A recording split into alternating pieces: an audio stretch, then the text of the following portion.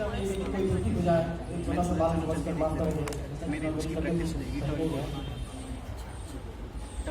जब लोग गांधी जी से पूछते थे कि रामराज कैसा होना चाहिए, तो थोड़े से एक वाक्यांश से समझा देते थे कि रामराज होना चाहिए जहाँ सभी लोग खुश हैं और कोई दुखी ना हो।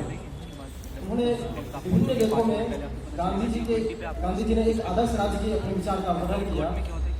1929 में उन्होंने अपनी पुस्तक हिंदू स्वराज में लिखते हुए कहा कि राम राज्य से मेरा तात्पर्य हिंदू राज से नहीं है, राम राज से मेरा तात्पर्य दिव्य राज ईश्वर का राज से है।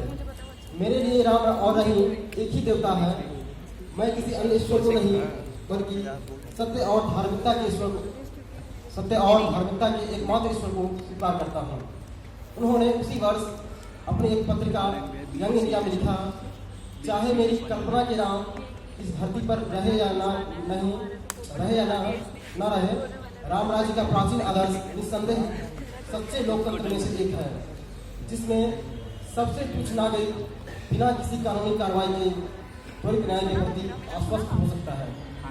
इसलिए गांधी के राम राज्य केवल एक समूह या किसी विशेष धर्म के लाभ के लिए नहीं था। मेरा हिंदू धर्म मुझे सभी धर्मों का सम्मान करना सिखाता है। इसी में राम राज्य का रहस्य छिपा है। 1934 में गांधी जी ने लिखा, मेरे सपने का राम राज राजकुमार और रंग के समान अधिकार सुनिश्चित करता है। उन्होंने इसे नैतिक अधिकार पर आधारित लोगों की संप्रभुता के रूप में वर्णित किया, जिसका अर्थ है कि यह लोकतांत्रिक होगी। एक अन्य निबंध में उन्होंने एक न्यायपूर्ण राज्य की स्थापना की आध्यात्मिक पहलू की बात की।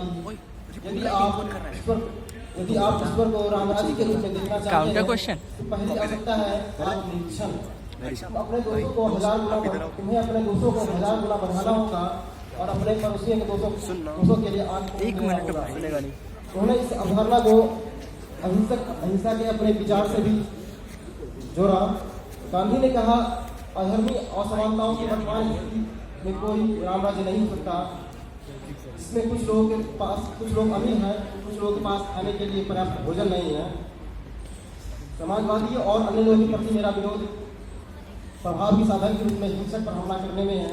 इस प्रकार उन्होंने तर्क दिया कि राम राज्य एक शक्तिशाली नैतिक शक्ति थी, जिसे क्रांतिकारी तरीके से नहीं बल्कि आंतरिक परिवर्तनों के माध्यम से हासिल किया जाएगा।